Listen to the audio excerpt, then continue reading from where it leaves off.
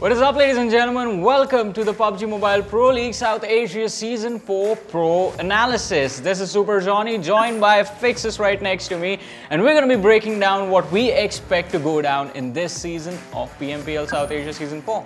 Yeah, absolutely. I mean, a new season, we've got a set of fresh players coming in. All the old gods are already over here. Yeah. I'm getting excited for it to start. Exactly, and the excitement does not end there because there's $150,000 on the line. But some things are going to remain the same, like we're going to have the league play days and the super weekend. But along with that, in this video, we're going to be talking about what we expect to happen, as I said. So the top 3 teams, the dark horses of this tournament, the rivalries that we're going to see, and of course, the top players that we expect from this tournament. So with that out of the way, ladies and gentlemen, let's get this show started. Alrighty, ladies and gentlemen, so we're going to be starting things off with the top 3 teams of this tournament, or at least what we feel the top 3 are going to be like. And those 3 teams are Zeus Esports, DRS, and Stalwart Esports. So let's start off with the awkward conversation as to why we have DRS in the top 3 this time. Well, why not? Yes. Because they have been so consistent. They've got the best players in the region. They've stuck on with each other for quite some time. And I really feel that is their best strength, right? When we used to anticipate that Galzin will be the difference maker, it was not the case. I mean, it was, of course, AJ and Mr. Bor also chiming in.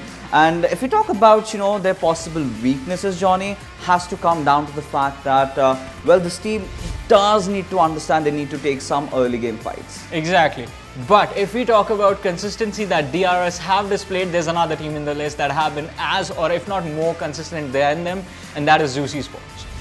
Well, the gods themselves, right? And they do have Godless with them, and of course with a little bit of Icy and Ibli. They've all been so good. In terms of their fragging potential, yes, I have been loving them. But again, that is one of those things that sort of sets them back a little bit, because sometimes they get overwhelmed and tend to engage in a lot of fights, sort of getting early eliminated. And we know what it takes to overwhelm Zeus Esports. It takes a team like Astra Academy, which is now Stalwart Esports. Well, I mean, a lot of changes we've seen in, of course, the banner, but the players are pretty much similar. You've been talking about these lads, they're amazing, right? You've got Action, you've got Pika, and we do still remember the glimpses of that Erangel match where they went massive. But again, if you talk about their shortcomings, I really feel they could do better in terms of their rotations, their macro rotations, perhaps. If they sort of have it, then they're good to go. Exactly, and we're going to find out what's going to happen with these lads once they step into PMPL South Asia Season 4 this time. But after this, we have to talk about the individual players, so we're going to have a look at the top 3 players of the tournament next.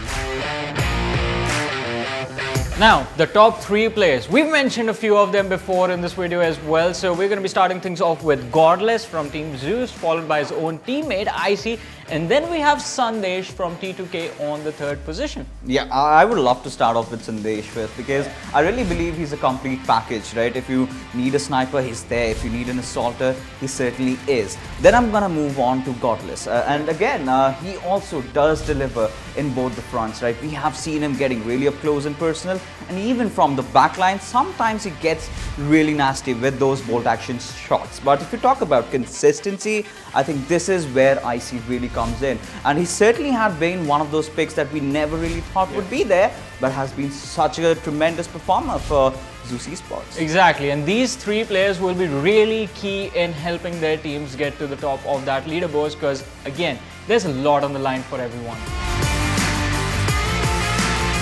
And now let's talk about what we love the most, as Fyxs likes to call it, the masala, the rivalries of this tournament. And starting things off, DRS versus Zeus Esports. Well, that has been going on since the last 2 seasons, and this season, of course, we are going to expect nothing less than that. And these 2 teams have different style of gameplay, but again, in terms of the standings, they somehow meet against each other, and it does turn really nasty. It's always going to be either the first or the second where we find these 2. But moving on to the second rivalry award, I feel like the second rivalry is going to be like, it's going to be Pablo going up against i8 Esports from their own region. Well, it's a pretty much a homegrown rivalry that we have seen, right? Which really started off during the NC, where Pablo did manage to snatch it away from I8, and now I8 did respond with that PMCO victory. So now with the title on the line, they've also got to prove that they are the best in the region. Exactly. They might be friends at home, but once you get inside the game, it's all about the business. So there's one more thing that we have to talk about right now, and that is going to be the dark horses of the tournament. The teams that, if they actually pop off, can actually be a tough competition for everyone else to beat. And those teams are going to be Wizards with Vibes and Paradox, all the way from Wildcard region. Yeah, I mean, of course, 100%. Because we haven't seen a lot out of them. The big question over here is, how are they going to play under pressure? Now, we've been talking about these two teams. I also would love to talk about Team Raw, right? In the Nepal region, they have been phenomenal. And this has always been with the Nepalis, that every single time they come into the major tournaments, they tend to get really sturdy, and they do perform. Exactly, and that has been the history with the team. But will this time be any different? Only time will tell. And as I said, how the teams are going to perform, only time will tell. Well, the time is right now, because the PUBG Mobile Pro League South Asia Season 4, ladies and gentlemen, it is going to be starting on the 21st of September. So do make sure you are tuned in for all the action on PUBG Mobile official YouTube channels. And well, we're going to be waiting to see you guys right on the battlefield.